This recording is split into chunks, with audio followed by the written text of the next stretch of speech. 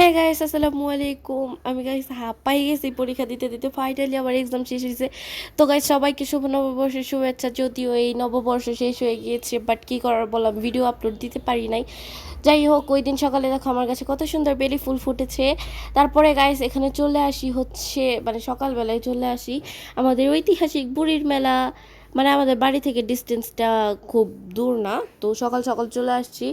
আর দাদুই, মানে আমার ছোটো দাদুই আম্মুকে ফোন করে বলছিল যে ওয়াফিকে নিয়ে সকাল সকালই যাও, কারণ এমনিতেই ও জায়গায় যে ভিড় হয়, ও জায়গায় বিকালে গেলে বা পরে গেলে আর ঢুকতে পারবে না। এর জন্য আম্মু আর কি ওয়াফিকে নিয়ে আমাকে নিয়ে সকালবেলায় গেছে। যদিও আমি যাইতে চাই নাই, কারণ আম্মু আমাকে কার কাছে রেখে যাবে, তার জন্য আমিও চলে গেছি। আর এই যে এখানে ওয়াফি কি খেলনাপাতি কিনবো, মানে যে আমরা আগে ছোটোবেলায় বলতাম যে জুলাবাতি খেলি, ওই সব জিনিসপত্র কিনতাছি ওয়াফির জন্য, ওয়াফি খেলবো এর জন্য। আর এই জায়গায় দেখো কত রকমের বিন্নি, বাতাসা, খই, কত কিছু এই জায়গায়। তারপরে এই জায়গায় ঘুরতাছি। আর গাই সকালবেলা যে গেছি, তখনই যে পরিমাণ ভিড় ছিল, যদি খালি বিকালবেলা গেতাম তাইলে মনে করো ঢুকতেই পারতাম না। অনেকে নাকি ঢুকতেই পারে না এই বুড়ির বেলায়, এত ভিড়ের জন্য। আর এইবার মানে সকালবেলায় এত ভিড় ছিল, মনে করো দাঁড়ানোর জায়গা পাইতাছিলাম না ঠিকভাবে। আর যদি বিকালে গেতাম, আমি খালি আম্মুর বলতেছিলাম যদি বিকালে আসতাম তাহলে তো ঢুকতেই পাইতাম না। আর এই জায়গায় যে কত রকমের মিষ্টির দোকান দেখছি। আর আমরা যখন গেছি তখনই এত এত দোকান আসছে, আর মাত্র কয়েকটা পিছন দিকে সাজাইতেছে। আর এমনিতে মানে দোকানপাটে সব কিছুতে ভইরা গেছে একদম। আমি তো তাও তেমন ভিডিওই করি নাই, কারণ ওয়াফি আমাকে ভিডিও করতে দিতেছিল না। এত মানুষের ভিড়ে ওরে ধইরা রাখছিলাম, তারপর আবার যদি ভিডিও করি আবার হারাই টারাই যায় লিগা। আর এই জায়গায় দেখো কত সুন্দর সুন্দর বাঁশের তৈরি, কাঠের তৈরি জিনিস। তারপরে এই যে তাল পাতার কি জানি ওডি কি পাখা টাখা এগুলা। আর এই যে জায়গায় দেখো রং বেরঙের কত সুন্দর সুন্দর পাখা, এই পাখাগুলো অনেক বেশি জোস। তারপরে এই জায়গায় আম্মু কয়টা পাখা টাখা দেখে নিল যে কোনটা কিনান যায় না কিনান যায়।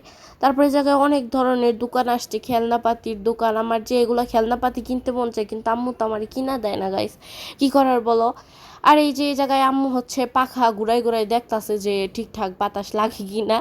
তারপরে এই যে পিছন দিকে দেখো মাত্র কয়েকটা দোকান সাজাইতাছে, আর এমনিতে একদম দোকানপাটে ভইরা গেছে। আর এই যে গাইস, যে মোমেন্টটা সব থেকে বেশি কষ্টকর সেটা হচ্ছে এ জায়গার যাতায়াতের রাস্তাটুকু। আগে এই মানে আমরা এই জায়গাটাকে বলি আতাল বলি, মানে ধান খেতের। তো এই জায়গাটা দিয়া মানে যাতায়াত করা এতটা কষ্ট, মানে ছোটোবেলায় এইসব যে মানে এরকম জায়গা দিয়ে বুড়ি মেলায় আসতাম, দাদারা আমাকে কোলে নিয়ে আসতো। আর মানে ওই মোমেন্টটা সব থেকে বেশি সুন্দর ছিল, মানে শৈশবের ওই এটা। আর এখন তো মনে করো কি কুলে নেয় না, কি করা কো, বড় হয়ে গেছে কেবা, কে কই বড় হয়েছে এখন কুলে নি মুখে নে। যাই হোক, আর এই রাস্তা দিয়ে একজন মানুষ ঠিকভাবে যাওয়া যায় না। আর এই দেখো কত মানুষ আইতাছে, মনে করো আইতাছে, কত বাড়ি বাড়ি জিনিসপত্র নিয়ে খালি এই ছোট্ট একটা রাস্তা দিয়ে আইতাছে। মানে মানুষেরও কষ্ট হইতেছে, আমগো কষ্ট হইতাছে। তো যাই হোক গাইস, কষ্ট মষ্ট করে এই রাস্তাটা পেরিয়ে গেলাম। তারপরে গাইস এই জায়গায় দেখো মানে ধান ক্ষেত, কত সুন্দর একটা সবুজ প্রাকৃতিক দৃশ্য, মানে কি সুন্দর লাগতেছিল। যতই যাতায়াতে কষ্ট হোক, একটা এলিগেন্ট দৃশ্য দেখা যায়। তো গাইস এই জায়গায় হচ্ছে, তারপরে এই জায়গায় ঘুরে অনেক কিছু কেনাকাটা করে এখান থেকে চলে যাই বাসায় গিয়ে আর কোনো ক্লিপিংস নেওয়া হয় নাই, কারণ আমার ওই দিন তারপরের দিন ছিল সায়েন্স আর আইসিটি দুইটা এক্সাম একসাথে। আর এই জায়গায় হচ্ছে বাড়িতে যাওয়ার পর বিকালবেলা আমার কাজিনরা ফুপিরা সবাই আসে। আর এই জায়গায় ভয়েসটা একটু শুনে নাও। আজকে আমাদের বাসায় অনেক মেহমান আসছে। এই জায়গায় হচ্ছে এই যে ইফতি আছে, ডং বাই সুন্দরী নায়িকা এটা। আর আমার আর ওর একটা ভিডিও, আরো ব্লগে শুরু করবো ফালতু।